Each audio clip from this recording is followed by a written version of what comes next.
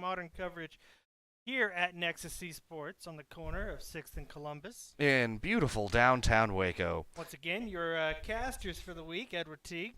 And Patrick Cosgrove. And to start the night off, we've got some new faces in here, or at least one new face.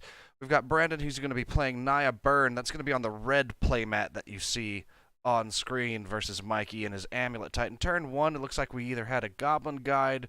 I think that, yeah, it's a Goblin Guide. Come down. Goblin Guide. And followed by a Lava Spike turn 2. You know, Goblin Guide holds a very special sore spot for me. Why is that? It's only negative. Isn't even really a negative. No, it's not. What is that? I can't tell what that is. Emrakul is revealed on top.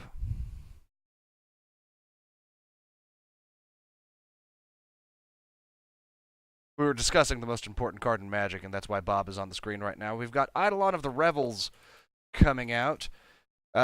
Great card out of Theros. Throw it up for reference here. Goblin Guide, the 1-drop 2/2 haste, the dude, right? But of course, as a negative, whenever he attacks, the defending player reveals the top card of his library. If it's a land, he puts it in his hand. Now, this should be bad. Giving your opponent lands should be bad.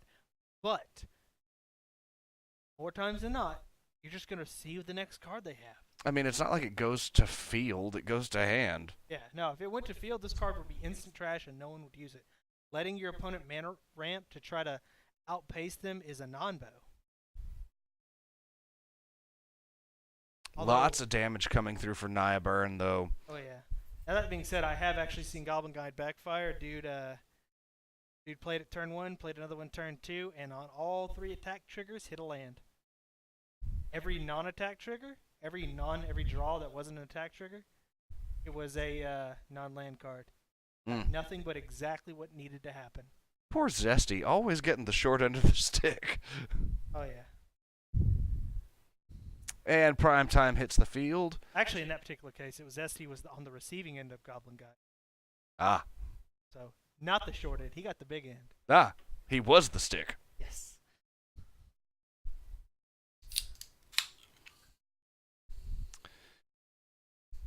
Obligatory Titan deck in a modern event, by the way, ladies and gentlemen.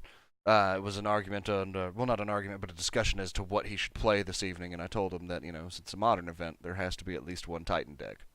Basically. It either has to be Titan Breach or Amulet Titan. Pick one. I was talking with one of the players who's here tonight on our Tuesday modern event, and I got him to say it.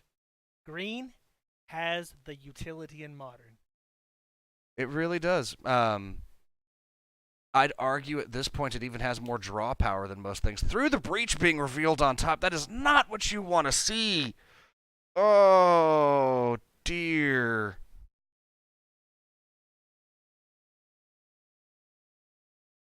I'm a little confused. Did he swing in with a Goblin Guide? Yeah, he swung in with a Goblin Guide and an Eidolon. And he revealed through the Breach on top of the library, and we already know that there's an Emrakul in hand. This might be game. If you'll excuse me, my phone just went off. Your phones. Ladies and gentlemen, I hate cell phones. Oh, a Skewer the Critics coming out. Very gorgeous, by the way.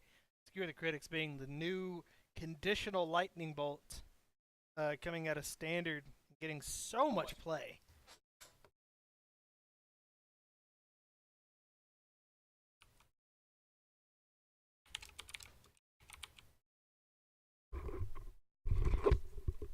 There it is, of course, Skewer the Critics. Yes, he does have a phone. Don't let him fool you. Through the Breach came through. Emrakul came out. Game, I assume. It kind of looks like it. Sorry about that, ladies and gentlemen. I missed the play as I was answering a phone call. Well, text message, but what have you. Yeah, the last thing that you really want to do against a Through the Breach deck is give them gas. That is the worst idea possible, is to allow them to draw cards, land or otherwise, or to let them see what's coming. Yeah, and to be honest, in these Titan decks, like, giving them lands is extremely dangerous because sometimes what they need more than anything are just more bounce lands. Like, they've turned the extreme negative of the dual mana bounce lands into a massive positive. And I've actually seen a Titan deck stall out because it just didn't have another bounce land. Start bouncing and redoing lands. So yeah, allowing them to just draw cards in hand is amazing. Yeah, I mean, you have to throw the Goblin Guide. It's the best one mana hasty one CMC haste bro ever printed. Unfortunately, depending on your opponent, that's either a good decision or a terrible decision.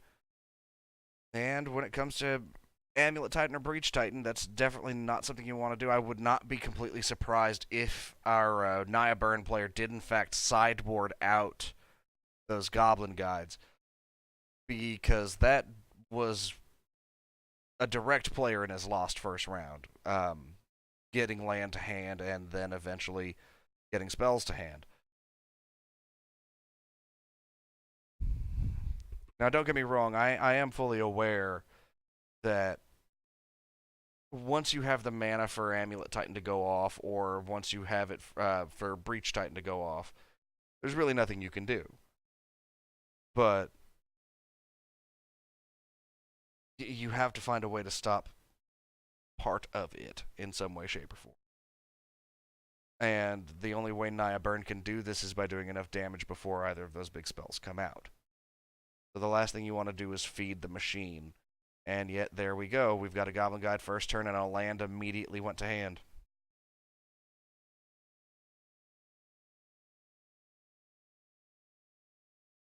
Fortunately, going to be too many cards, I believe, in Mikey's.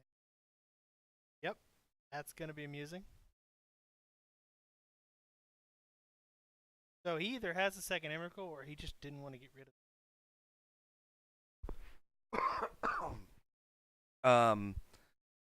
Well, if we look up through the breach, go ahead and pull that up. I do believe you're allowed to search library, so it doesn't matter.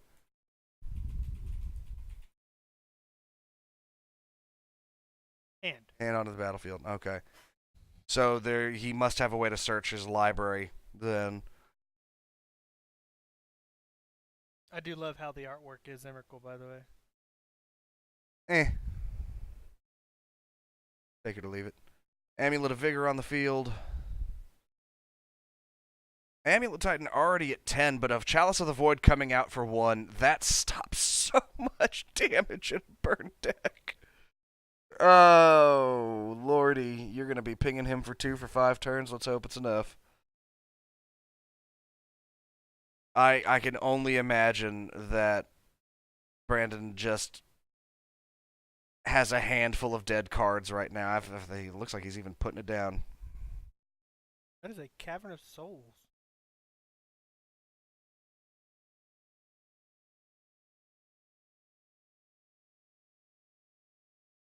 I think Mikey might have goofed there a little bit. Possibly. I feel like he has an Azusa. Azusa lost but seeking. Just didn't. Goblin Guide coming in. Alright, so the game here, does he block? I mean, he has to block, right? Block.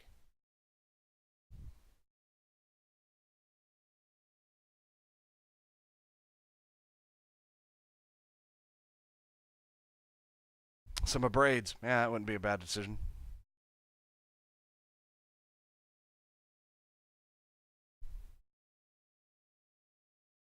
Honestly, I think these 2 creatures are going to be enough to make this happen here. I think he might have outpaced him. Of course, I don't know if you noticed, but he threw 2 lava spikes early. Well, 2 lava spikes and then followed up with that Boros Charm. Ooh. That's huge. What is it? I can't That's see. a Walking Ballista. A Walking Ballista.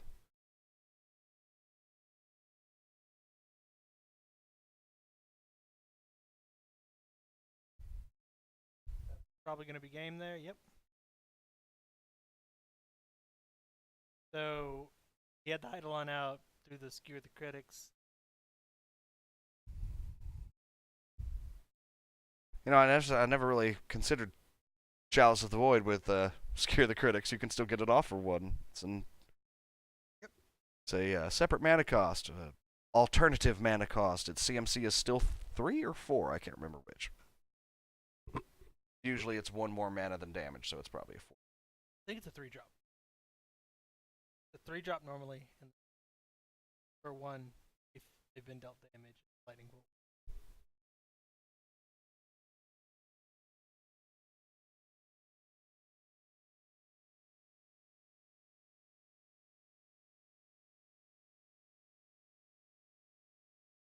So it's 3 for 3. It's not 1 for 2 or 2 for 3 like Incinerate and Shock. That's odd burn.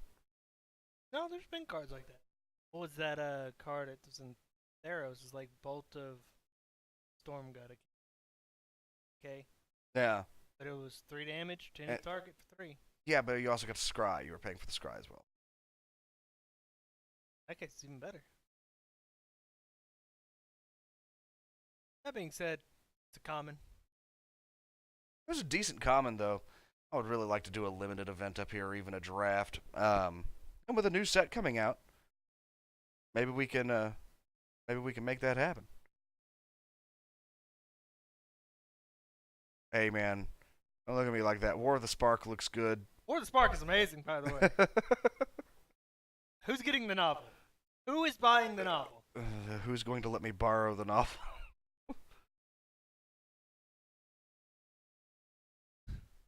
I don't know why, but we have a poster up for the novel. I asked Zach if he was thinking about somehow retailing out the novel at the store. He said he'd think about it.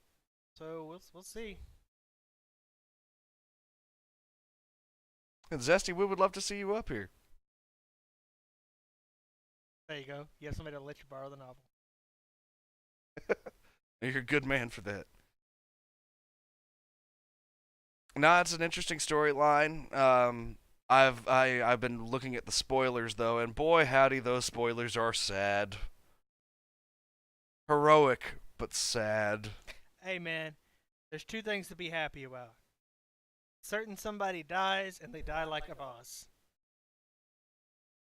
Have you seen the Spellbook Special Edition Rest in Peace that's coming out? Yeah, somebody told me about it. It actually is funny because it's an enchantment about a statue, and it's like, it just looks like an artifact. First turn Amulet of Vigor coming out for Mike. No first turn play. Uh-oh. That's 2 amulets out. That could be bad news Burrs. A full art lightning bolt. I like it. Pretty. Goes 1. Lots of Theros cards here tonight. I've already seen some decks. Lots of them coming out. I like it. Theros is one of those sets that catches a lot of flack from people, but does have some really stellar niche cards in it. Definitely not the best set ever printed, but I had a lot of fun in it. Lord knows we need another Thoughtseize. Well, Zesty, what was your favorite one out of there? One of the reasons I'm not commenting, by the way, is we are seeing some standard Amulet Titan play here. Azusa Lost But Seeking comes out. He's going to play an extra land per turn. He's going to rush into Titan, which I'm going to assume he has either in hand or near. Oh, there's the Through the Breach.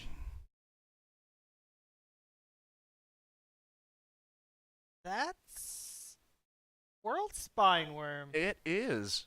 Oh! Ladies and gentlemen, I remember World Spineworm.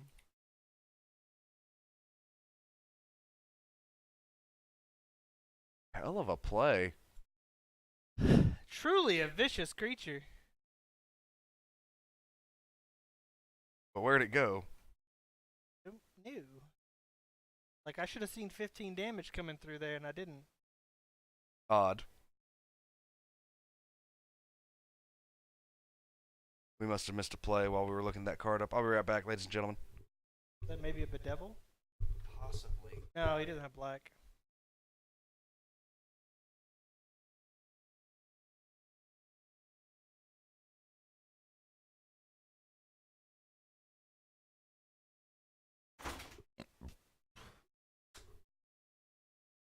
Ooh, a block devotion deck. That is true. Nykthos Shrine to Nyx is what he's talking about, by the way. If you play a monocolor deck, Nykthos Shrine to Nyx is the legendary land for it.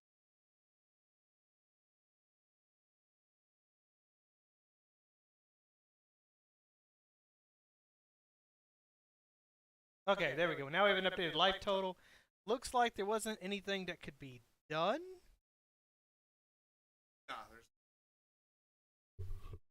So it looks like that's going to be the end of round 1.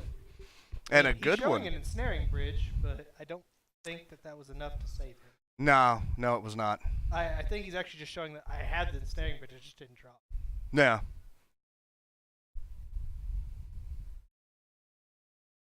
Well, looks like the Titan deck, the obligatory Titan deck at any modern event, is going to take it for round 1. Congratulations to Mike. And we will see you guys for round 2. Stick around.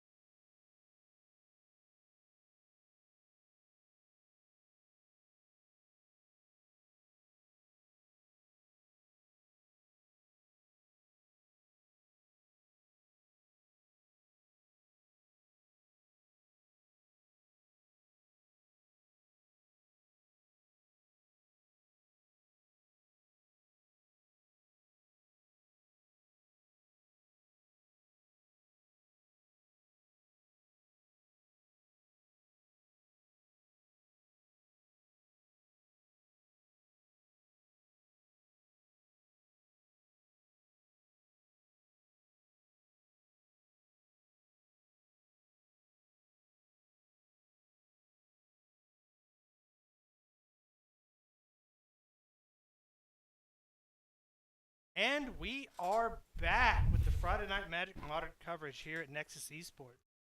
In beautiful downtown Waco, and we have Lucas against Zach. Zach being the owner and proprietor here at Nexus Esports. Also, what was it? State qualifier, state champion a few years running back. Oh, yeah, he's been on the Magic scene for a hot minute. Uh, Glad to see him actually playing. He's playing a great deck as well, not one that's extremely popular in the modern meta. He's going to be playing Ponza. We're going to see a lot of the most annoying mechanic in all of Magic the Gathering, which is land destruction. Everybody hates it, and there's a reason why. Let's actually talk about that for a second. Why do people hate land destruction? Because it means you cannot play Magic the Gathering unless you have artifact-based mana production. Ironically, the deck could actually probably handle considering its color scheme, which is green, red, and sometimes black. So the thing about it is it does hit the most sacred thing, your resource. It is the inverse of where Magic has been going over the past couple years. Magic has been getting very tempo-based, very much trying to win in the first couple turns, to try to deny your opponent the chance to get their resources up. Ponza works inverse. Instead of trying to win before your opponent gets the resources, it just denies them the resources. Correct.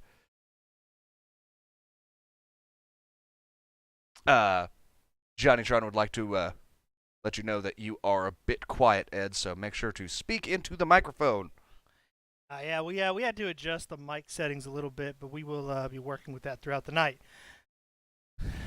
So, hello to our viewers. Is Land Destruction good versus Manaless Icoroid? I wouldn't actually know. I've never actually seen Manaless Icoroid played. Are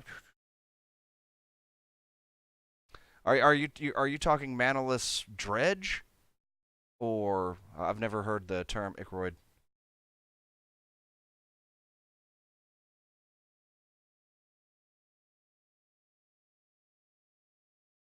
Seeing some good plays come out from both sides already. And there's the Kitesail Freebooter. The Kitesail Freebooter has to be one of my favorite humans that's been printed recently. Whew. It's a hard hand to hit.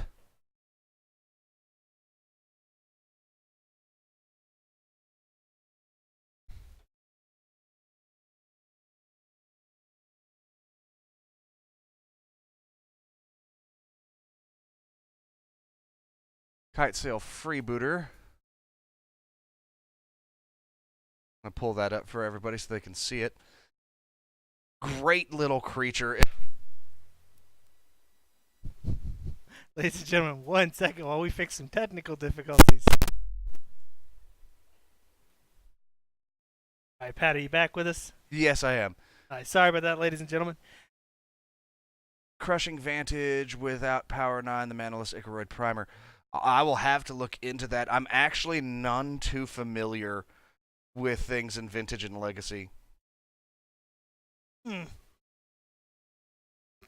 So an exploding board state here for humans. What is that, Ancient Ziggurat being his mana sources over there? Yes, sir, and it's more than enough. I also believe that Jonathan will go undefeated tonight, considering.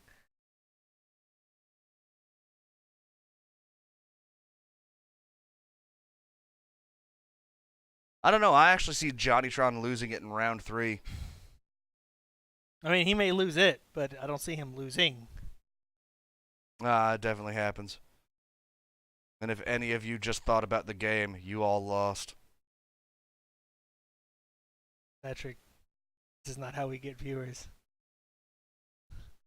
So, like I said, just an exploding board state coming out here. One of the good things is it is a low-to-the-ground board state, but those humans keep getting pumped. I can't remember what creature it is that does that, but every time he plays a human, all humans coming out, or humans start getting ++ counters. Thalia's Lieutenant. And of course, there is if I understand right, that's a Thalia, right? Yeah, that is Thalia herself. The first one, Guardian of Thraben. Yeah, Guardian Thraben. Yeah, God, when that card came out, what a powerful anti-control card. Like, it just said, hey, all your counter spells cost one more. Sorry, go ahead. Oh, no, I'm sorry. I was responding to chat. Somebody threw the Omawa Shinderu. So I had to say Nani in response. That's the only actual acceptable response to that phrase.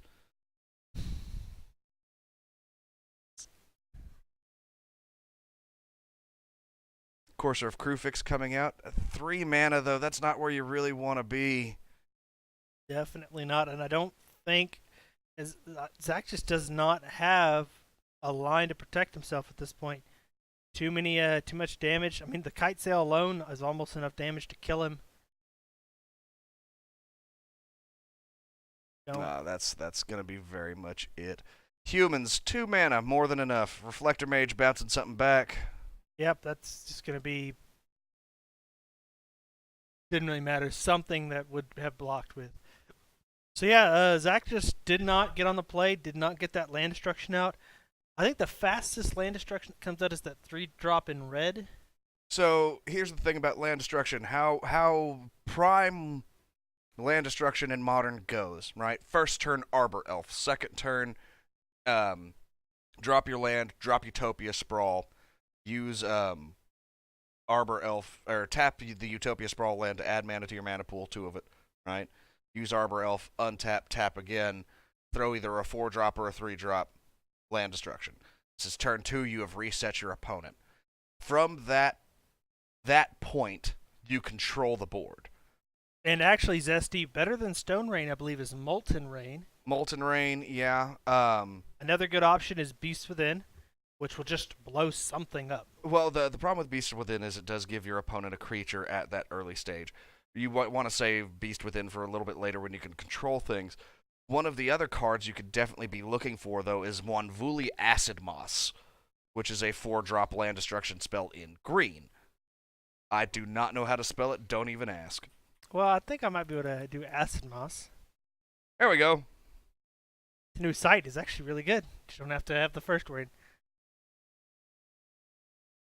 And it fetches for a land, gives you a shuffle. So good. Crumble to Dust is an interesting choice as well.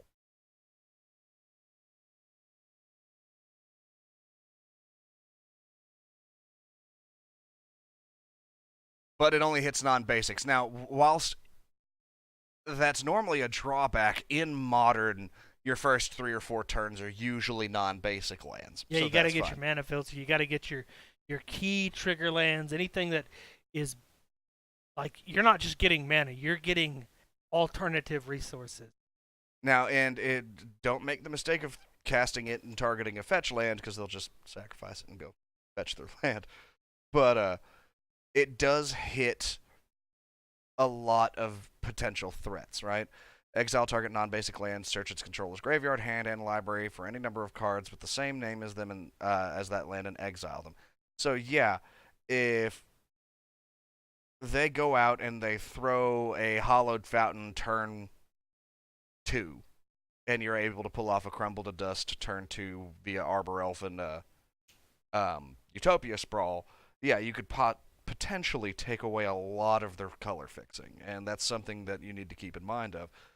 But Ponza itself usually focuses on fast, rapid land destruction through alternative means than just spells. We're seeing more and more targeted and expensive land destruction, especially as the meta moves forward. In Standard, for example, your average land destruction spell is costing 4, 5, or 6. And that is because in the early days of Magic, land destruction would cost you 3, 4, or 5. Back in the day, that was expensive. With all of the choices that you have these days, not so much. Especially if you had to do it, right? It's one thing to be like, well, on a normal mana curve, 3 mana is huge. Just point it out. You can get a 4 mana spell out in turn 2.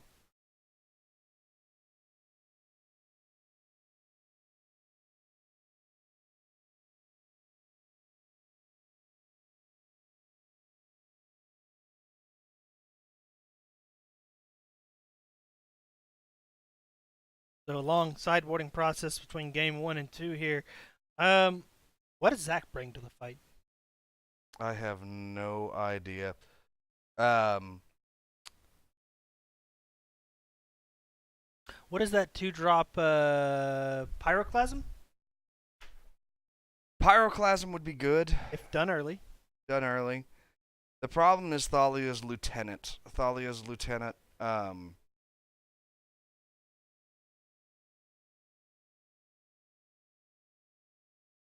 to hit a couple shocks doesn't sound amazing. It's not a couple. All right, most people in modern decks run full play sets of shock lands, fetch lands, or even just filter lands that are dependent on whether or not you have one in.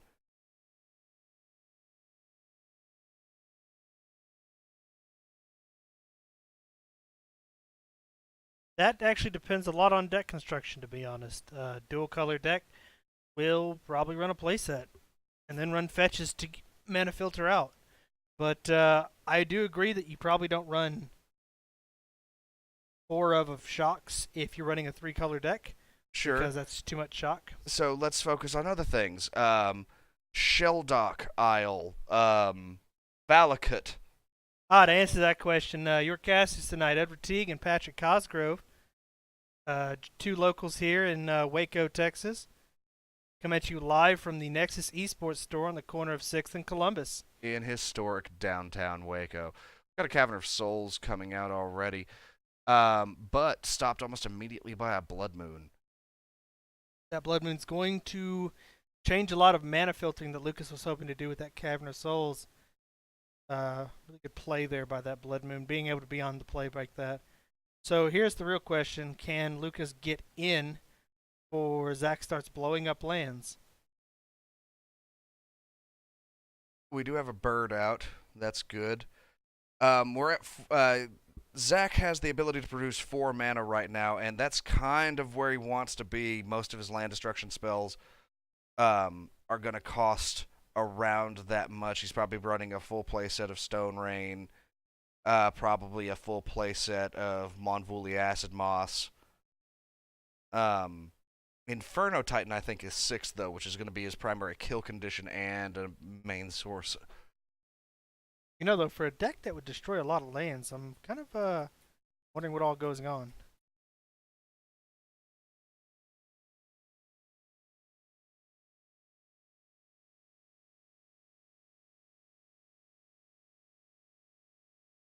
Be looking for that. That's going to probably come out here pretty soon. You know, it's weird that Inferno Titan didn't have a keyword. I always thought it was so weird. I mean, I guess technically in a way it does. It has fire breathing. Fire breathing has never been a keyword. Yeah, it's never been.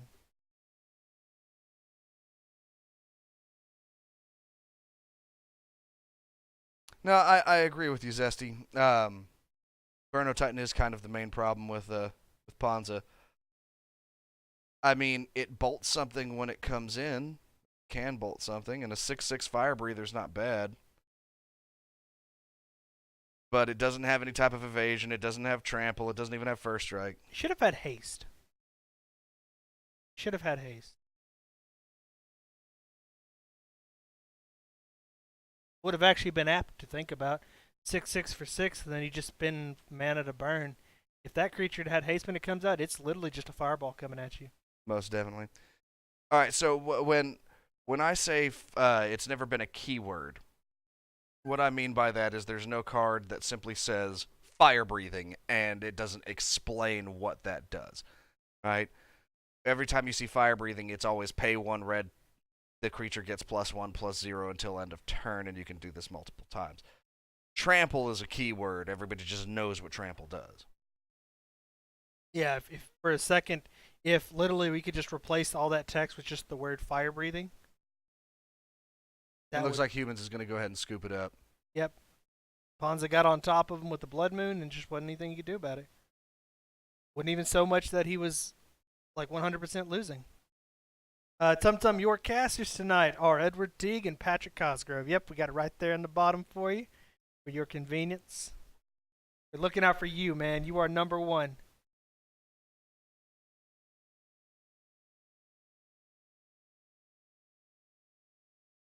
We do thank you, by the way, for the sub. Greatly appreciated. Most definitely. Also, great name, Rage of Achilles. Historically accurate. Historic. I like it. Downtown Waco, historic. Oh yeah, super. Also, Also beautiful. It's getting there. But I was talking about Achilles. Oh, That was a handsome man. Trust me, I was there. Was I? God, that'd make you. yeah, pretty old. All right, so going I into Game 3, Lucas being on the play. I must admit I wasn't expecting this to go to game 3. No, I thought if Zach was on the play, he'd have the advantage to get on top of the right. But the thing is, Eh.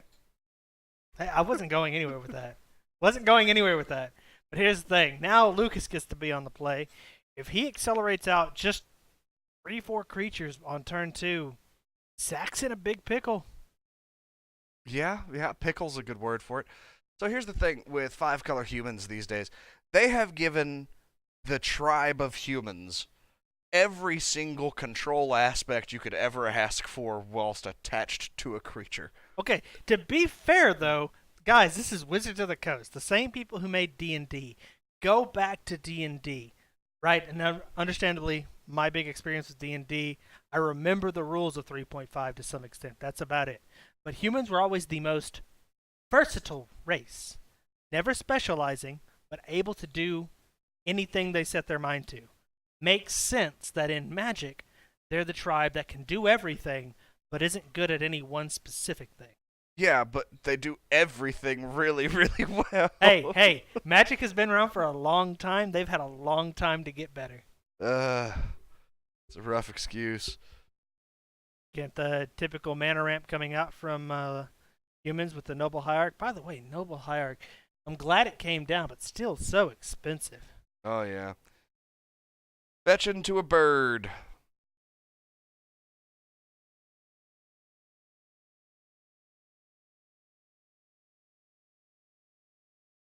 Meddling Mage, something's going to get stopped. I don't know what's going to get stopped. Maybe a Blood Moon? Possibly. You know, Zesty, I believe that. Simple to understand, but... Oh! Ooh, Cavern of Souls getting nuked. That's Stone Rain. That's Stone Rain. It's Molten Rain, isn't it? Yeah.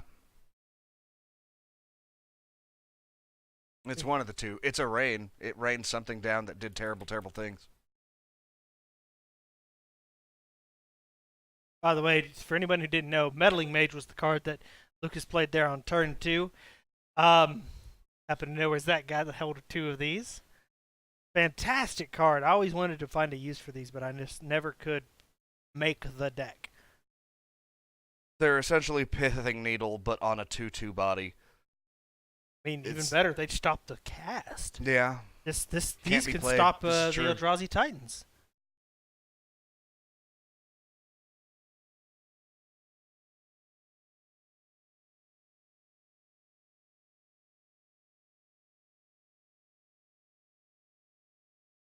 So, yeah, I mean,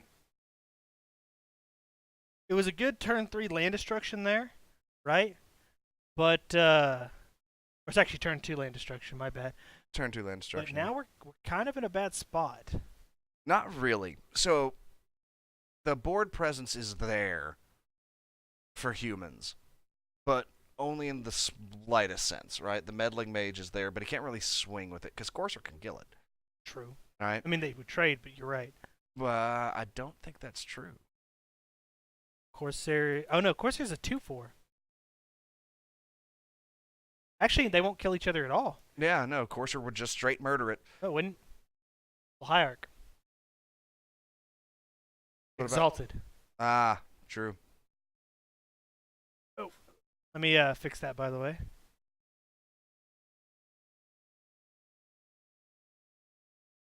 Now, because of Noble Hierarch's Exalted Trigger, Meddling Mage would go into a 3/3, and they just trade and do nothing. Yeah, but that's still not damage on the board, and that's kind of what you need right now. We do have an Aether Vial coming out and another Phantasmal Image, so that's good. Meddling Mage swings. My guess, stopping the Inferno Titan, but I could be wrong. Probably. There's a land on top. Corsair.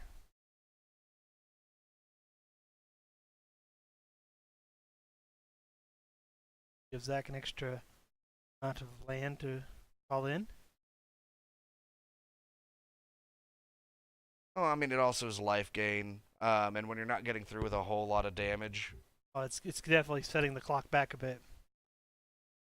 because he's got 2 coursers on board right now, so every time he landfalls, he gains 2. That's pretty I think big. that's a. Is that another Molten Rain on top there? It is.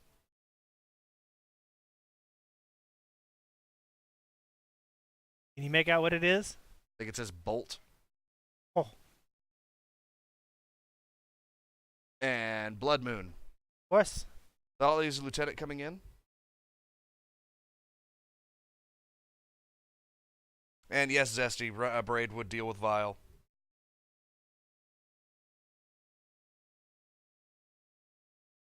It is Stone Rain.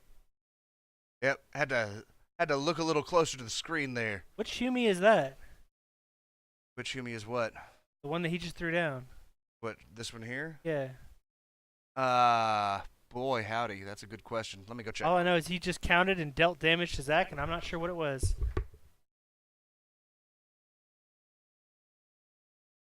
So.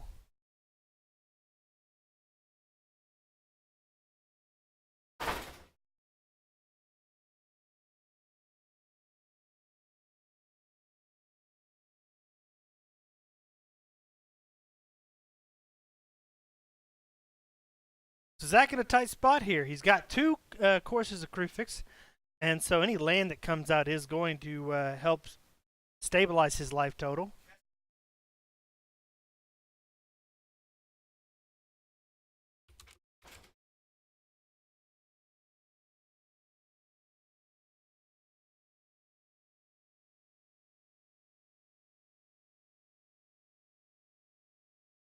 Yeah. That's kind of good, actually. It's Shaman of the Pact in red for humans. yeah. My goodness. Not bad at all. So Zach just went to fetch land, paid a life, but he's going to gain 2 from the land entering the battlefield. He doesn't get the there's Anger of the gods comes to hand. that might be enough to save him.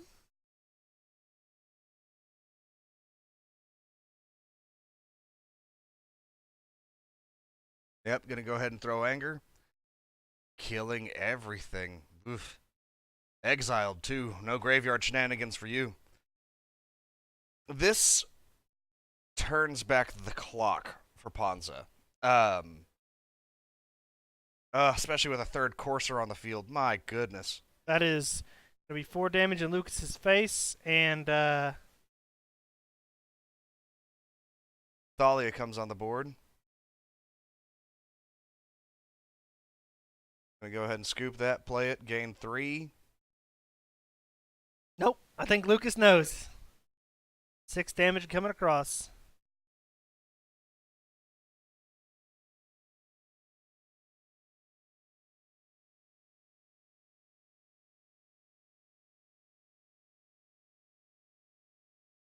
Reflector Mage bounces.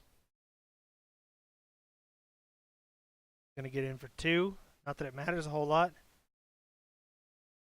Inferno Titan on top. Drop a land, gain 3 more life. Nope, Zach has stabilized at this point.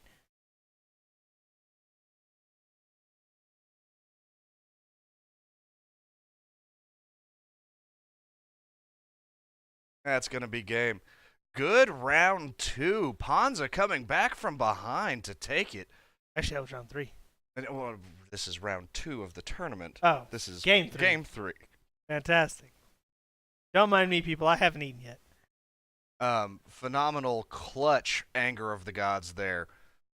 It would have been bad news bears had he not drawn it. Was the turnaround? Say again now? Was the turnaround? Yes, it was. Anger of the Gods, real quick, just to discuss it, because it's a card that sees a lot of play. As it very well should. Easy to cast, 1 and 2 red, 3 damage to everything on the board. That's a bolt to everything that's alive. Whilst this isn't enough to kill everything all the time, it's more than enough to usually wipe the board of any type of weenie setup, like humans before they start getting pumped, or goblins, or even boggles by round 3 sometimes. The fact that if a creature dies by it, it exiles as well is amazing. Shutting down the grave as a resource is always a wise idea. We are seeing this in other formats as well. We're seeing in Standard right now we have Cry of the Carnarium, which neg 2's the board for 1 and 2 black. Anything that would die from that is exiled this turn. Not dies, just anything that dies this turn is a. Yeah, anything that dies. It doesn't have to die from the card effect specifically. No, which is also amazing because you can, on turn 4, throw that in dead weight on something that's a little bigger than a 2/2, and that'll be exiled as well. Great card. All round though, like you said, good round 2. Hope to see some more phenomenal play coming out of round 3. Zach still in it to win it with 2 wins. Good on him. Good on him. Ponza, always fun to watch, always fun to play. Ladies and gentlemen, that was round 2 of tonight's Modern Friday Night Magic event. We are going to take a commercial break, talk to the players, congratulate the winner, pat the loser on the shoulder, and we'll see you after the break. How many players tonight? I think we have 10? Something like that. Yeah. Light showing, but it's somewhat understandable. It is Easter. By the way, to anyone and everyone, it is Good Friday. I hope everyone has a safe Easter coming this coming Sunday. Yeah, agreed. Whether you are faithful or not. Whether you're home or abroad. Mm-hmm. We'll be right back.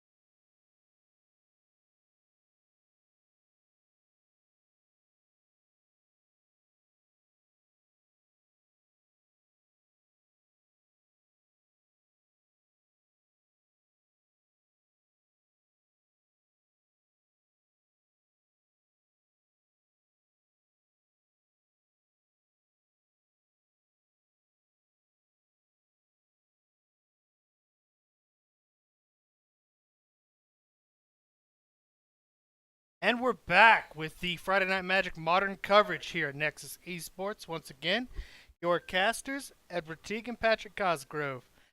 So, coming at you in round 3, we got Layne Mays, a regular here at Nexus Esports, playing Naya MidRange. Super excited because I don't get to see Naya too much. We've seen 2 Naya decks tonight. Oh, it is kind of a nice change of pace. His opponent is Jeremy, and Jeremy used to be a regular out at the Hastings tournament scene when I used to judge out there. And I have already confirmed there is at least 1 Thragtusk in this deck, so I am super stoked because Corey and Jeremy both used to live and die by the Thragtusk. So, coming at us, but Jeremy's got a 4-color, as he calls it, Jank or Reanimator. Basically, not blue Reanimator. I was a little surprised, but when I found out why, it made sense. Wants to use the ever so popular Faithless Looting to dump his tools into his graveyard. I actually kind of hope Layne just drops a rest in peace on him and calls it. It would be hilarious. I agree. With all the graveyard shenanigans we're seeing in Modern right now, with Dredge making a comeback and Isn't Phoenixes being super popular, I would not be surprised to see a return to form when it comes to Rest in Peace. Lots of people playing it, if not sideboard, then mainboard.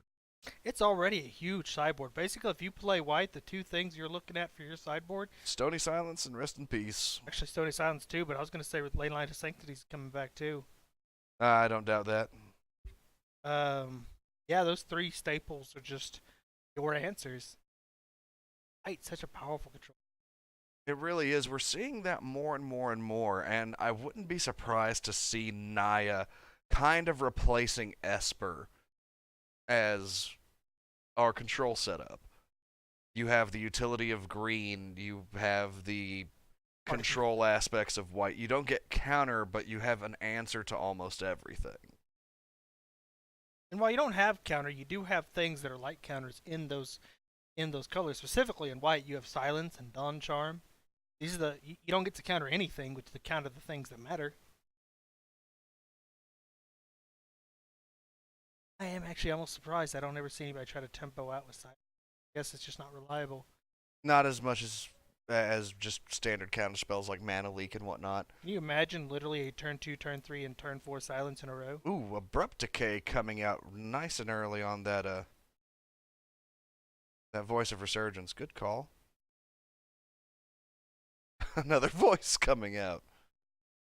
Damage coming out of Jeremy.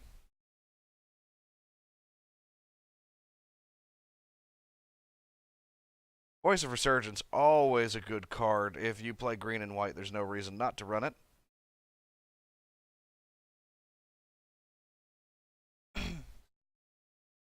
Leyline of the Void probably went down in price because of things like Grafdigger's Cage and Rest in Peace. There's a lot of things that just do what Leyline of the Void does, and you don't have to draw it first turn. Because the problem with Leyline of the Void is if you don't get it out first turn, it... 5-drop, isn't it? Yeah, it's kind of ridiculous. And a lot of people drop. What did you just cast? Faithless Looting, and it looks like he... I think I saw at least an Unburial Rites, which was an odd thing to throw, but... I won't be too much of a judge on that one. 4-drop, even then, Zesty.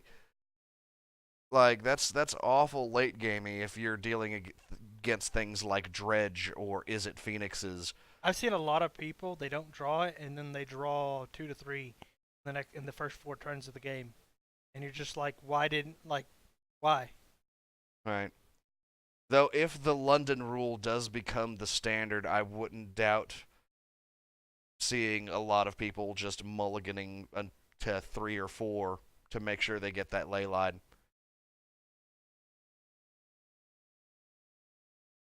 So I just think I saw a board wipe.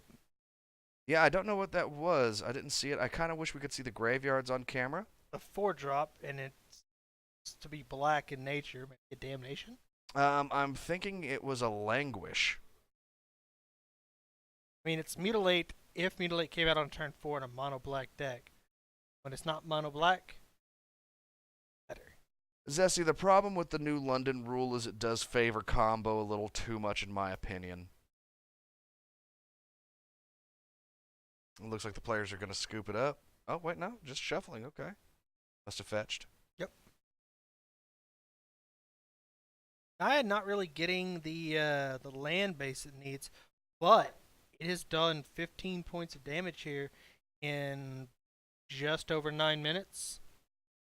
Abrupt Decay coming out.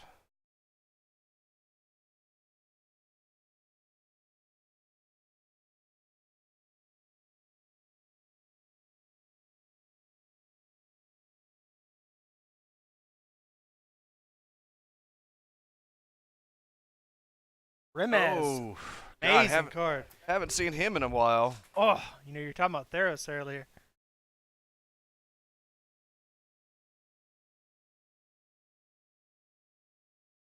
I remember when this card came out, and I was like, really, Magic? You gave White this? A 3-drop 3/4 with Vigilance is already really good. That's already rare status. But then it makes tokens. Not just makes them. It makes them fighting or blocking, depending on what Brismaz is doing. Or Brimaz. Yeah, and they have Vigilance. Looks like we've got, oh dear. It's that angel out of Kaladesh. She's going to get immediately pathed. And that's probably game. I mean, Brim. Yep. Nope, that's game, yep. Lightning Bolt and Brim alone would have done it. But the cat, that extra point of damage.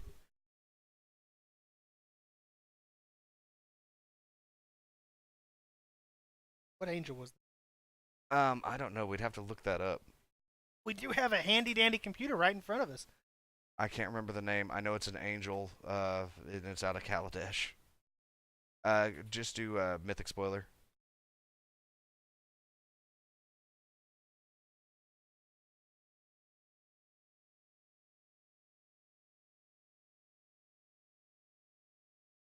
Not that one. Sure wasn't that one? Yeah, I'm sure.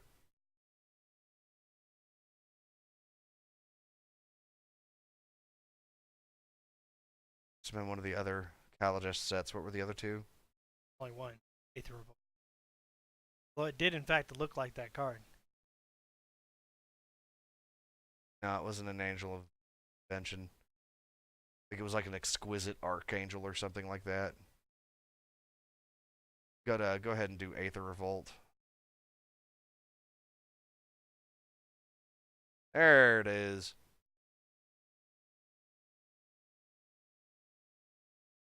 Knew the name. I didn't know if I knew the name or not.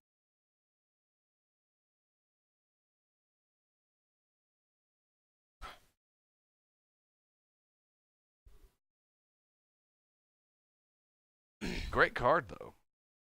Oh, yeah. I see what he's trying to do there, too, but unfortunately, nope.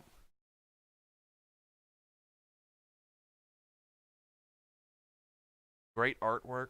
I liked the Kaladesh Angels. I don't. She has 4 arms. Yeah. Weird.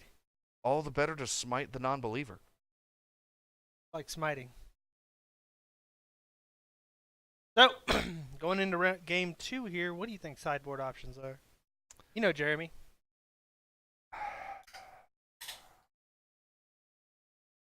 Naya Tokens has so many answers to so many. Naya tokens. Huh? I guess it is kind of token. I mean, Voice of Resurgence, Brimaz. That's a pretty good setup. I know that Jeremy's running timely reinforcements, and it's unfortunate that he didn't see it. That would have actually delayed the game pretty well. I don't know. He's running red. Anger of the Gods isn't a bad choice here.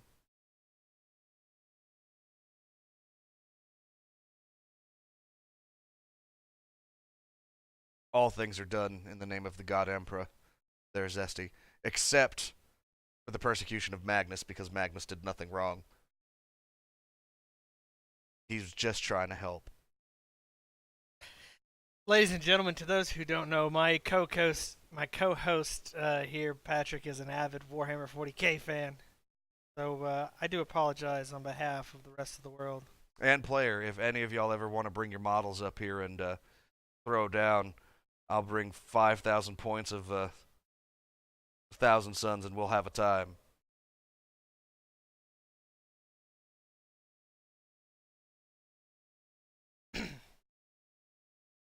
Sideboard phase. Well, I mean, both players here have to make good decisions when it comes to their sideboarding. Well, Zesty, if you ever want to learn to play, you could come up on a Friday, or I might even have time on like a Tuesday. I can bring 2 armies, and we can even do like an exhibition match or something like that. We can teach everybody up here how to play. Great game. Missed a great chance to come out with something amazing there. What's that? Could have simply said, Zesty, if you'd like to learn how to play, fight me, nerd! No. I really only play Chaos, though, so if you were hoping to, see the God Emperor's light, he will not be seeing it using any of my models. And if you wanted to be a communist space weeaboo, then I have that option as well. You can play Space Communists if you prefer. disappointed. I mean, I like guns. They have the biggest. Communist guns. Give me the last communist gun that was actually good. The AK-47. That's the obvious answer, ladies and gentlemen. I was literally setting that one up. The Makarov 9mm. That's good too. The Dragonov SVD. Okay. The RPG-7. Would you like me to continue? Well, I wouldn't mind you coming up Friday after crawfish, so long as you bring me some. God, I'll kill a man in cold blood for good crawfish. Even be anything personal. Naya tokens, we're going to see a Bird of Paradise coming out turn 1. The Mosin Nagant was it's a decent firearm. It gets a little more hype than it deserves, in my opinion, but that is another topic for another day. 7.62 by 5.4 is real nice, though. What I'm seeing here. I see a land at some point, Jeremy. That is a land. Went out, and that is a ratchet bomb. There's a good decision. Lots of 0 drops that we saw. It went through World War II era tanks. Come now. You also just said it goes through a tank. I did not know there was a crawfish boil next Friday. Where is the crawfish boil at? His house. We're gonna have to dox Zesty just to get crawfish. Possibly. I don't actually support doxing. Ratchet Bomb has 1 counter on it. That does really limit a lot of the things that Naya tokens can do. Not to the degree that it needs to. 2 tokens would be best. Or 2 counters on it would be best. Waco custom. Okay. That's right around the corner from my apartment. A second Ratchet Bomb coming out. Yeesh. A lot of explosives. A lot of explosives and a lot of exploding lands right now.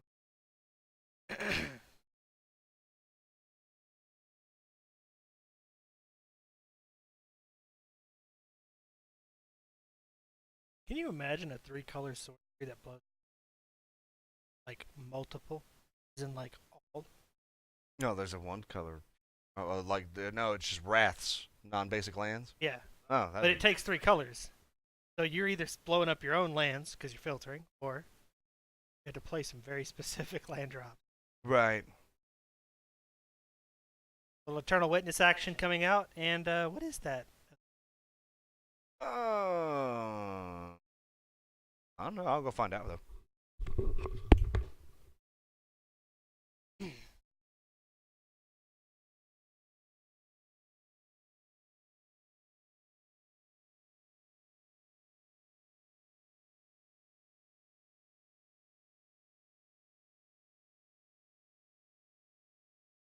Ladies and gentlemen, by the way, I didn't get to bring it up before, but what's up?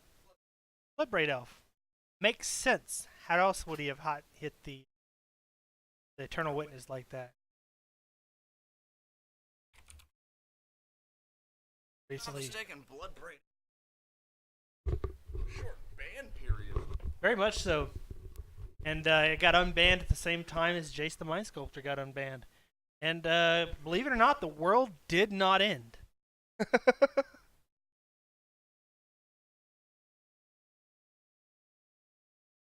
Great card, though. Great card. Phenomenal.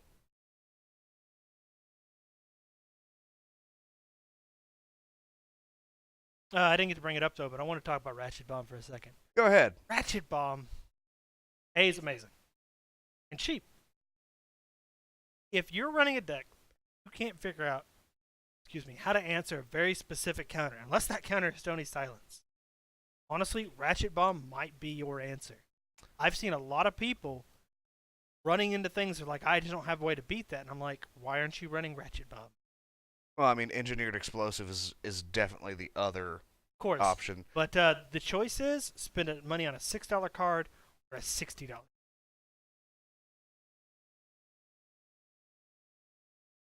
Understandably, Engineered Explosives can hit the threats faster. Ratchet Bomb can extend out further. This Jeremy here, he's really pumping those Ratchet Bombs. Ratcheting them. Yeah, well, he needs to start doing something with him because right now he is unfortunately getting thrashed upon.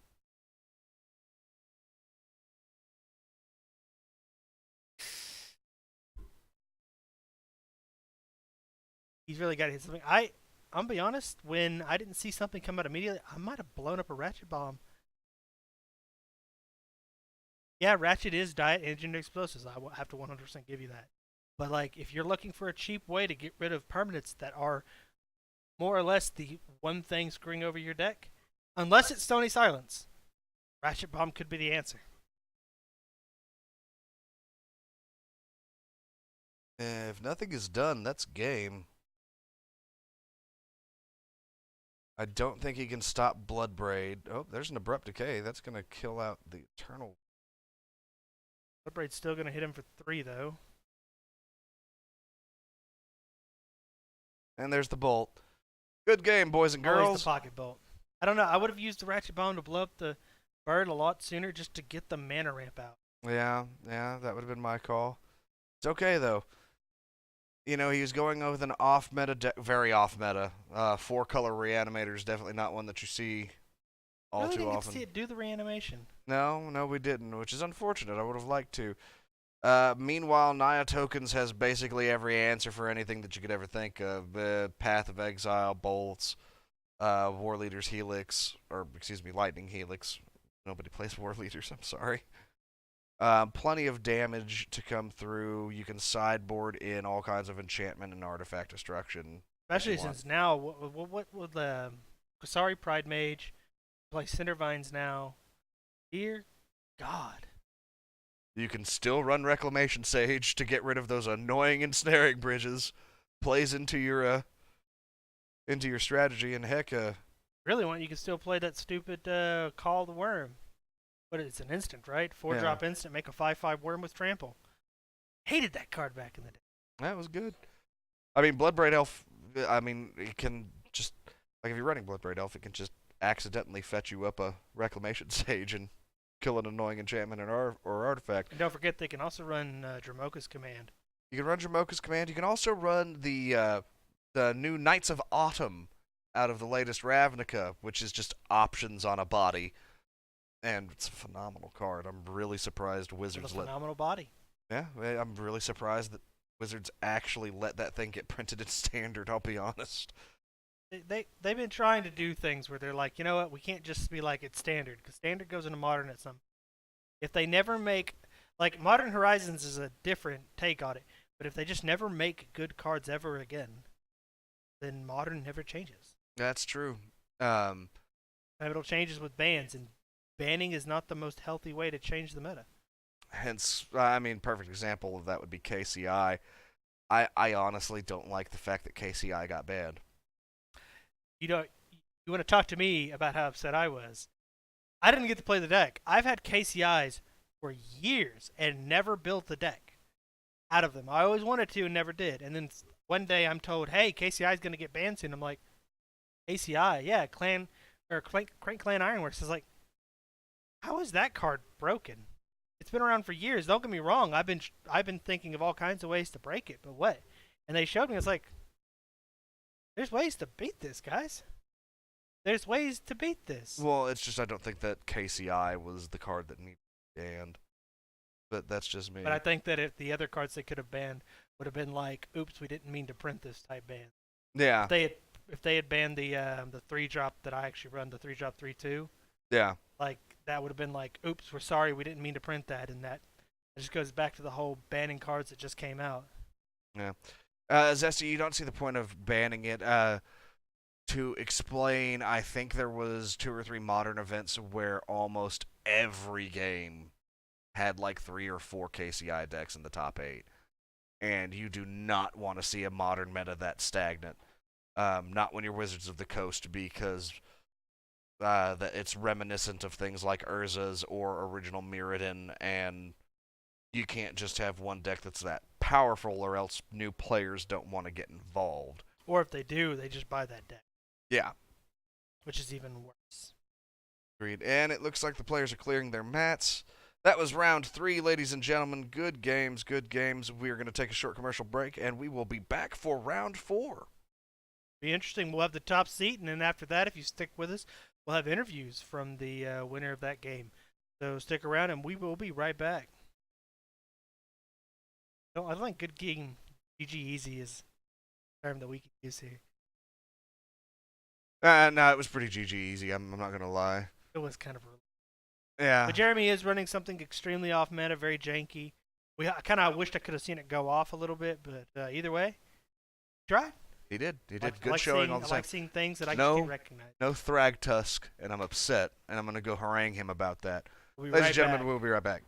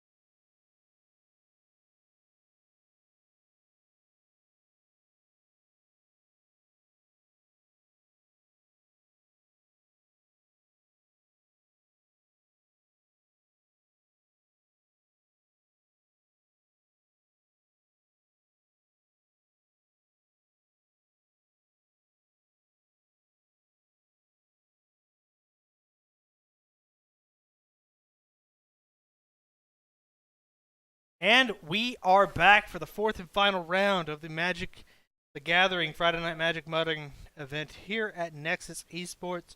Once again, your casters, Edward Teague. And Patrick Cosgrove.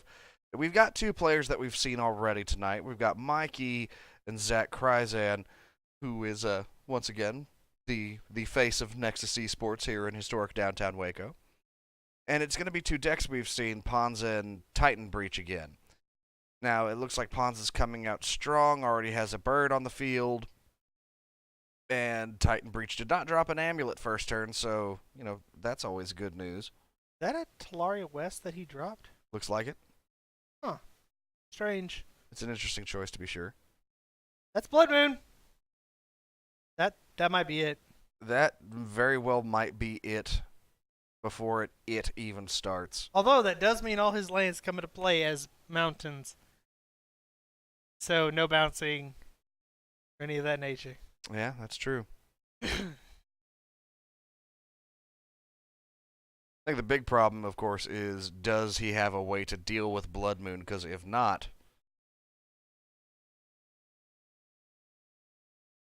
And there's a little bit of land destruction coming out. Sorry, not land destruction. Artifact destruction, I think. Could be wrong.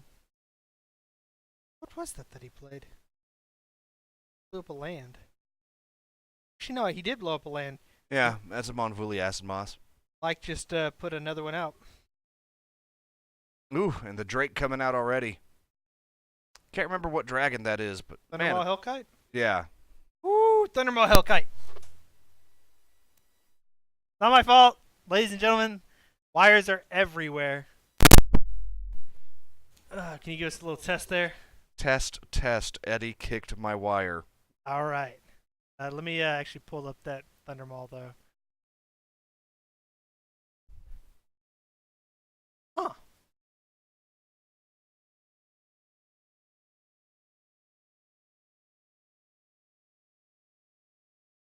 It's a Scraggan Hellkite. No, it's not. It's Thundermaw.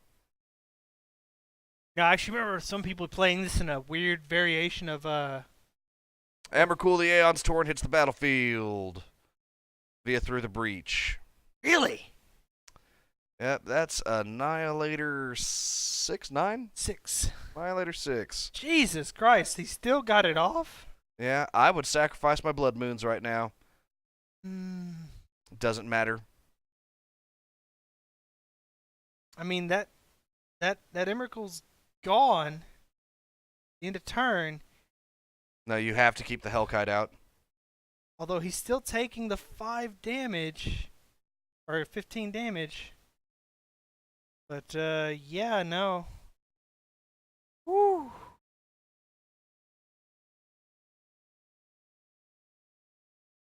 Ladies and gentlemen, we just had the smallest visitor ever.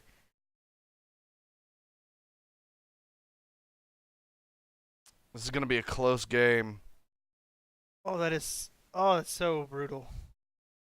Just can't believe he did that. Okay, so what can Mike do in this situation? Hope there's not a bolt in hand. I mean, either player. Well, actually, no. If Mike had a bolt, he'd win right now. If Zach had a bolt, he'd win next turn. Doesn't really matter. Well, if Zach can find a land. Zach currently has no land. Zach has a 5/5 flyer, so what does it matter?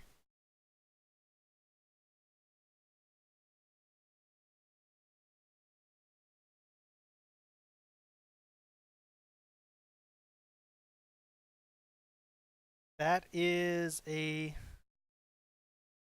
Primeval Titan. Summoner. I think he used Summoner's Pack to get it out. Didn't have enough to get it off, though. I think he was just a mana short. Woo! Oh boy, I gotta be honest. I thought that was gonna turn around instantly. That was really close, really fast.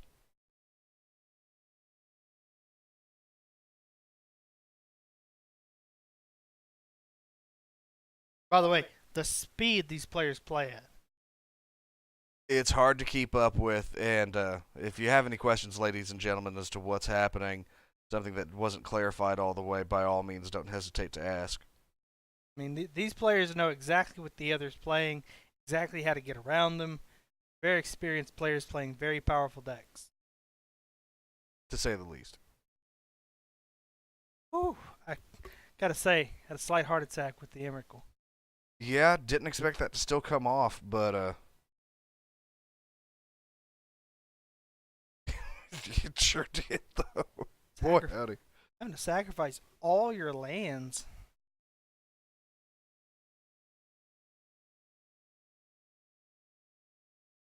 This is where Ponza kind of gets its advantage, right? If it plays into the mid game, it's going to slow down your ability to get into the mid game. Hey, Shitty Poo, good to see you again, man.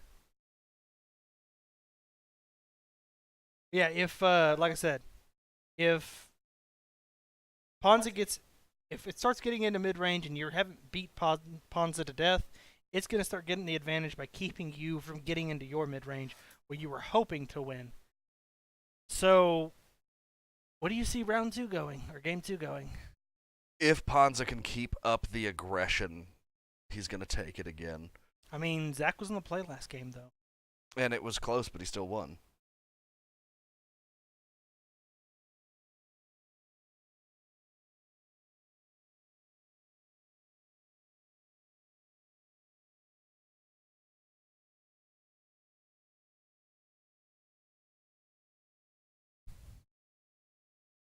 Lots of shuffling going on.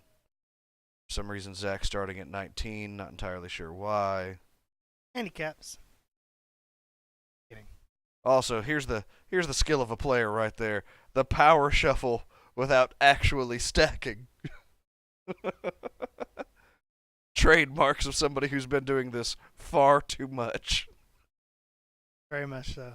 The work of a master. I don't know. I kind of got it on Mike here. I think he's going to take it in game 2. We're going to see a game 3. Only because by being on the play a little bit faster, Mike might be able to get the answers he needs when he needs them before the Blood Moon comes down. Of course, an early Blood Moon is going to kill Mike again. I mean, honestly, most of the success that he had last game came from just that niche Emrakul. So unless he does that again, just know we're not going to see it. No, we're. Yes, Ray is playing tonight, but he did not do well from what I know. I will have to check with him later.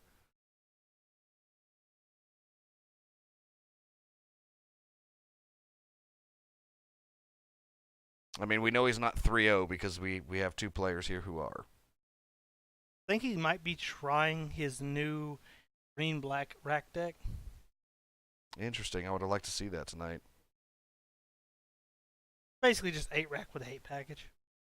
I try to tell him that I think that his 8 rack, or not 8 rack, but his might be better off running just a control deck out of green black.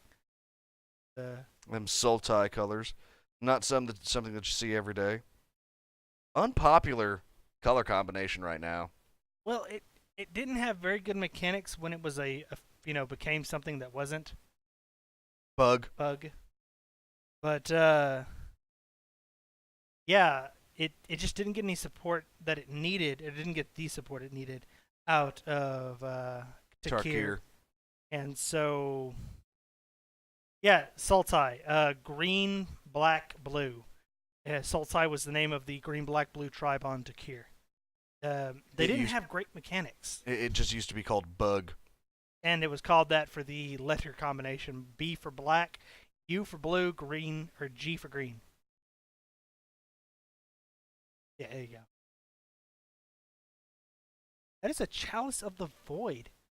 And I'm pretty sure it's Chalice of the Void for 1. That is a lot of slowdown for Zach. Definitely stops the bolt. Well, not exactly. I think Zach is responding.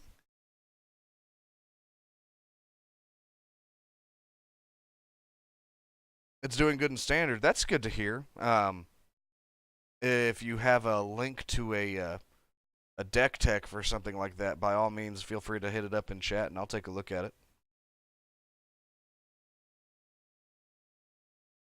Actually, no. that lightning bolt didn't go through. I don't know what Zach was necessarily thinking with the lightning bolt, but whatever.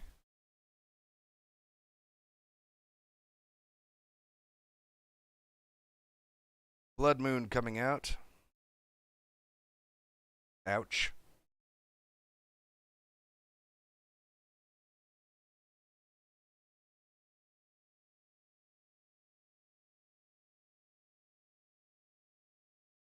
Second Blood Moon.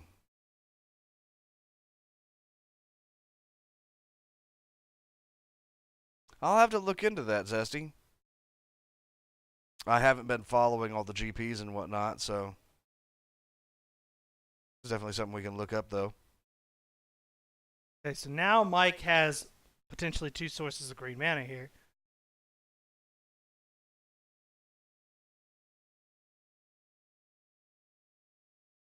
Seems to be some questions in play.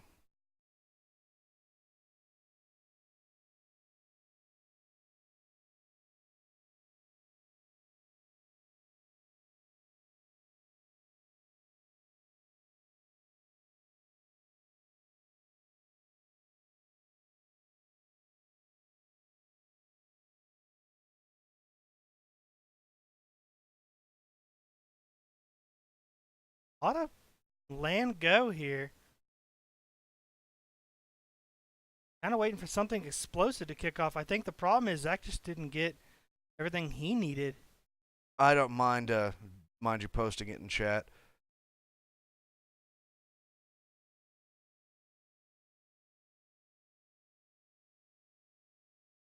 That is Lost, Azusa coming out. More land drops. I'm extremely confused. 2 damage coming in. There is way too much land go here. I am not familiar with what just got played. Ah, PNLR. Well, not for long.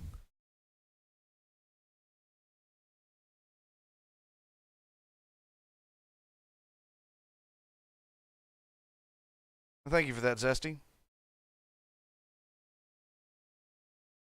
Oh, let me pull that up real fast.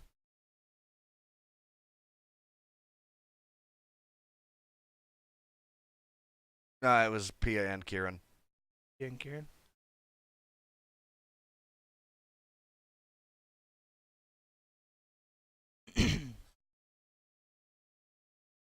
Through the breach, Emrakul.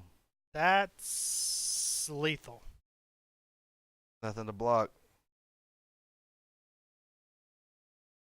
That was a disturbing amount of turn go, honestly, on both sides. It really was. Chalice was solid for stopping any early damage, but Zach just didn't stop anything else. So, I mean, it just became who's going to draw a kill trigger first, and it seems like it's going to go to Mike E. I think that Zach still has the tokens to block with to survive.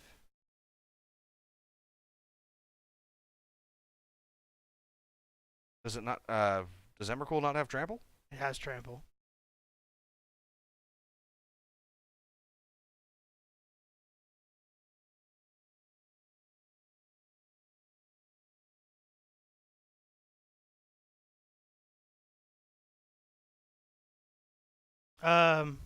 We see Mike E going down to 4 here. What happened?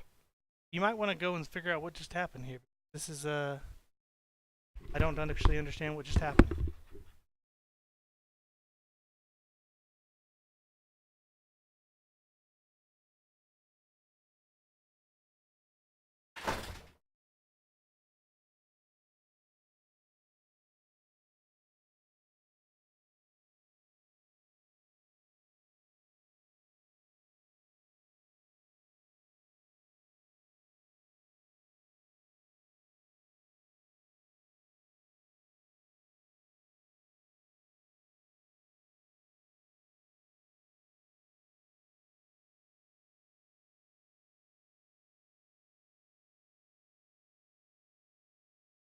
Okay, so I think they got their tablet turned around.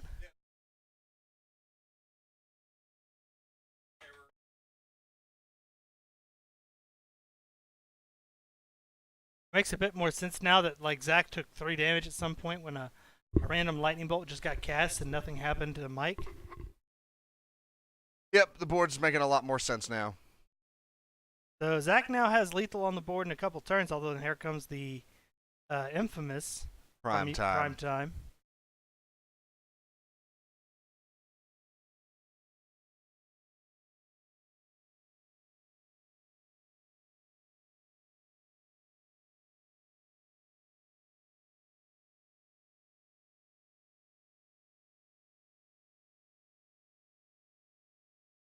Things suddenly make so much more sense.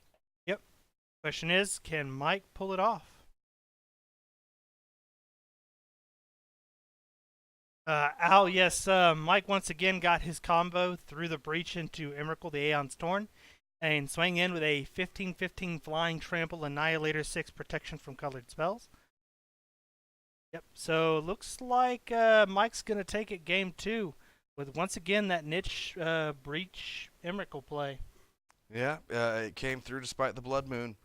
What happened was the tablet that we used to track the player's life totals was reversed, and they were accidentally representing the other's life total on screen.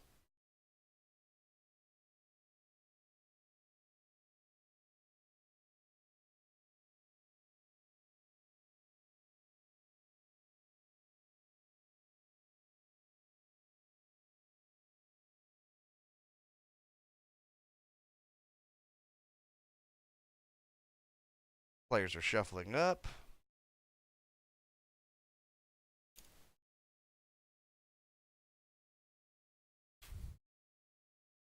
Here we are, game 3. Go ahead and pull up Emrakul for me. I don't know what's about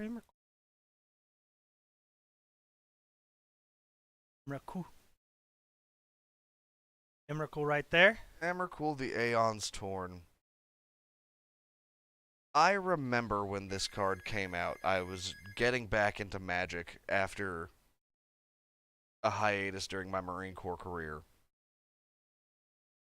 I remember looking at it and going, why in the name of God would Wizards print this? Oh, no. My good friend, who might still be in the Navy at the time, good old Richard Townley. Yes, we called him Dick Townley. And he had the most amazing, like, improv of Wizard R&D for this card. And it had them going up to an 8-year-old boy and asking him what he liked and didn't like about Magic. And literally translating it into a card. It was hilarious to listen to because it was just this disgruntled hate towards making a card so Timmy it Timmy's. Yeah, I could see that. Don't get me wrong, great lore between the eldritch horror from beyond the blind eternities, but my goodness, I remember the one argument was, well, I mean, it costs 15 colorless mana, right? And I just pointed at the Tron lands, and they were like, oh, I guess. I mean, Through the Breach is the other perfect example. The new artwork has Emrakul on it. Yeah. Any card that just puts creature on battlefield, rare as they are, means that if it exists, it can be done. Like, I'm sorry, but Mikey might have a point here with his Breach deck. You know what? Let me run that 1 of or 2 of Emrakul and just throw it. It's a game ender, ladies and gentlemen. Yeah, and Zesty, you're absolutely right. There's been so much that is... it's a gem mine. I thought it was something else there for a second. In Legacy, the most boring deck to have to play against, right? Show and tell. Yeah. I've only ever beat it once, and it was funny. But you know what? I still don't recommend it. Nope, Fleshbag Marauder is extremely strong, but only in niche circumstances.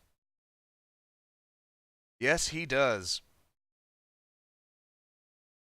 Unfortunately, Zach's coming out strong with the turn 2 Molten Rain. And the turn 3 Chandra. I believe that's Torch of Defiance? Yep. Go ahead and pull up Torch of Defiance for us. Turn 4 Inferno Titan. That's a lot of damage coming out real quick. Yep, I'm afraid that I think Mike might be having to call it. It's a little too far back, and Chalice not really saving him here. Ugh.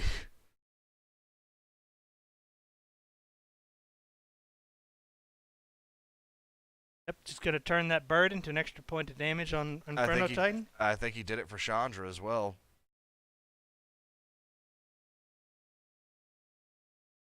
Just added 2 to the mana pool. I mean, what's funny is either one would have worked. He could have just exiled the top card of his library and dealt 2 damage.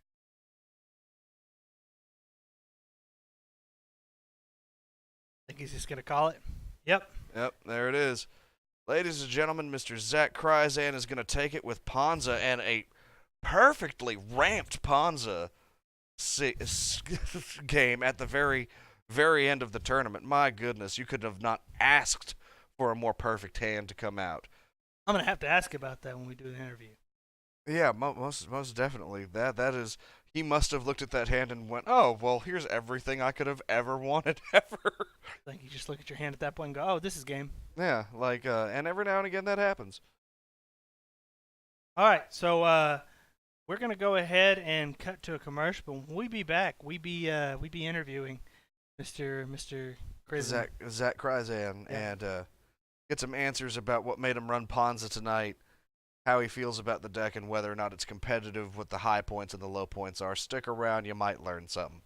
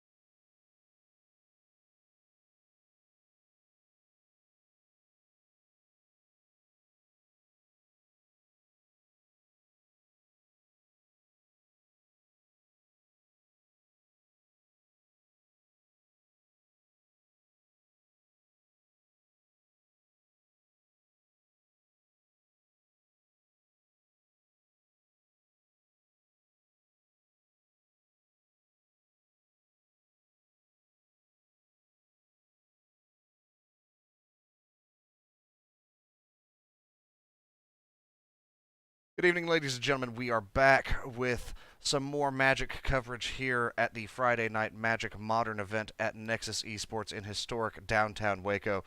And tonight we have Mr. Zach Kryzan with us, who took the tournament 4-0. That's right. Good job with Ponza off meta. I like it. Yeah, yep, 4-0 with Ponza.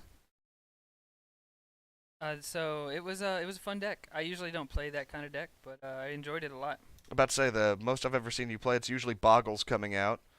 You're always a fan of that I play one. everything. I play it all. So, but about the deck, if I could just say about it, I drew really well with it all night. It was really insane how the curves would go.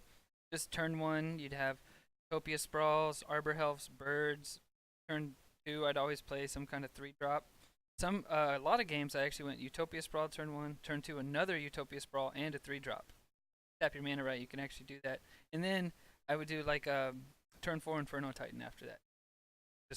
I was always playing Inferno Titan. Felt like turn 4.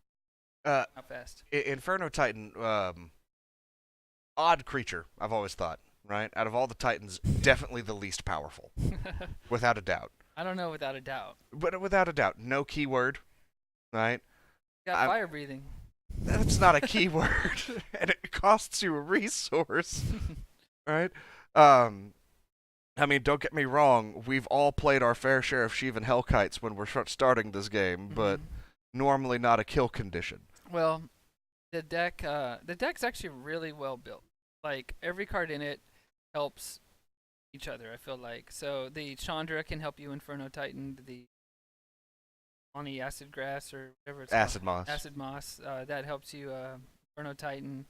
The Utopia Sprawls are really good. That game too, there he caught me with 6 1-drops in hand. You couldn't see my hand on that. No, It we was couldn't really see your funny. hand, but no, we dropped that or we saw the Chalice of the Void drop in game 2 or 1, Yeah, and it got me was good. just draw go, and I figured something bad had to have My happened. hand was 6 1-drops in a Blood Moon Ouch. at that time. But yeah, the deck was really good. I mean, Inferno Titan, when he hits the field, you're going to win against a non-control deck a lot of the time, especially when you're messing with their resources. Right. That is the one thing I was going to ask you about this deck tonight. Ponza does traditionally run a lot of land destruction. I saw Stone Rain. I saw, I think, Molten Rain. Stone Rain, Molten Rain, Blood Moon. Blood And Moon. Did Acid you? Moss. You are running Monvuli Acid Moss as well. Yes. Alrighty. I never saw the turn 2 Monvuli Acid Moss. Nope, That's nope. something I always look I for. like When the turn 2 Chandra, actually.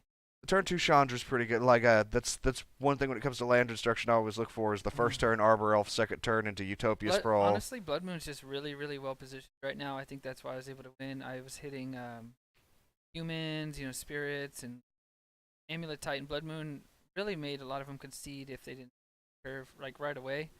So it was well positioned. No, I agree. Blood Moon is a lot like Surgical Extraction right now.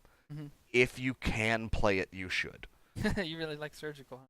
Well, I mean, there's a lot of things that have graveyard interactions these days. There's a lot of combo pieces that get thrown early. Well, every deck can play Surgical, so I don't know if I'll go that far. But Blood Moon, If it makes sense to play sometimes Surgical. Blood Moon is not that good. Right now, it is one of the best cards. How many Blood Moon do I run? I run either 3 or 4. I run 3 tonight, but sometimes I run 1 on the sideboard. And that's not a bad decision in Ponza though. You need like it helps you Inferno Titan better. Yeah. The thing about the deck, I like to say, yeah, it helps you for sure. The thing about the deck I like to say is it helps you. You need to just balance your resources. You need enough ramp, you need enough disruption, and you need enough game winners. And you can't have too many of one. Not gonna win. So out of the resource control package, right? We know that's probably 12 cards. You're running a full play set of Stone Rain, Molten Rain, yes? Only there's not a full play set of Molten. Not a full play set. So 4 Stone, 2 Molten. Actually, well, one version has 4, one version has 2. I believe I was running the 4 tonight actually. Okay, and how many Acid Moss? Right now it actually only had 1. Ouch! But I usually run 2 of those. All right, so that's 10 sources of land destruction. Do you have anything else that we weren't seeing in there? We saw bolts. No, that's it. The 3 Blood Moon. It's just about curving. Gotcha. I love the idea of curving in Magic. I think you can learn a lot from your curve, like what you did turn 1, what they did turn 1. Or like if you look at people's curves, what my curve was versus their curve, you can tell, hey, this guy probably won that game without seeing any cards. So just the turns 1 through 5 curve. If you come and tell me what they curved with, this is what they curved with, you can usually tell who's going to win in Modern at least. And this deck curves really well. It does. Other than the one game that I saw, because we saw you twice tonight on stream. The only time I ever saw a lack of momentum was when you got chaliced turn 2. Which I thought was funny because I play maybe 14 1-drops, which is a lot, but I definitely had like 6 of them in my hand. Well, I mean, it probably would have been a great game if not for that darn chalice. Well, I thought I had him. I think I maybe could have won somehow. Dang. I mean, Close one. so I'm not gonna lie. Mike actually approached me tonight about which deck he should run. I learned that we were not, in fact, having an Amulet Titan or a Titan Breach deck tonight. If he didn't play one, so I was the one who Oh, it's a good So- deck, and he It's a really likes modern it. event. You have to have a Titan deck. He had Through the Breach, which was really good against me. So I was able to win through that barely. Game 1 and Game 2, it was good. But yeah, so his version's pretty good. Coalition Relic's really good against me. He had a lot of outs. But yeah, I enjoyed the deck. It is a really off deck. I didn't hit.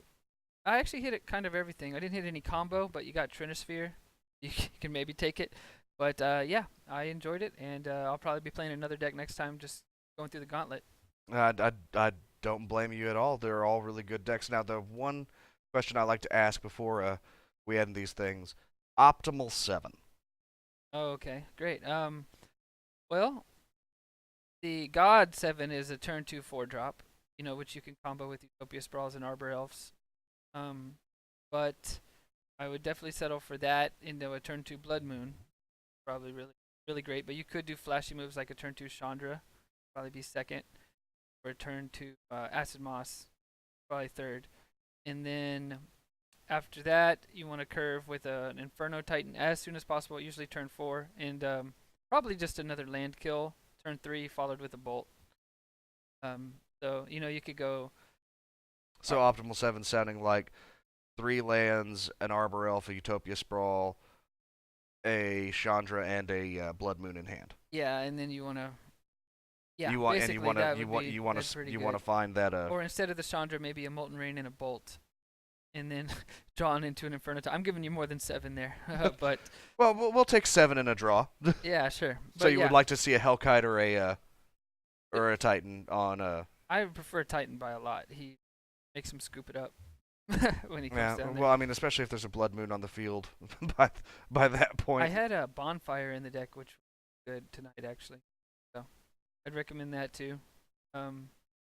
Yeah, and I drew a bunch of coursers against humans. That was really nice. I saw that. That was interesting. Your life was fluctuating back and forth quite a bit there. Well, So optimal matchups in your opinion? I think you want to hit land-based decks all day. Scapeshift, Titan, Tron, those kind of decks. Crumble to dust. Have you considered it for the sideboard? No, I don't think you need it. You have so much redundancy with your skill. That's more of a one bomb card type card, so I don't think you. Alrighty. Well, ladies and gentlemen, this was Patrick Cosgrove and Zach Kryzan finishing up the Friday Night Modern Magic event here in glorious downtown Waco at Nexus Esports. Thanks for watching, and we'll see you next week. Thank you.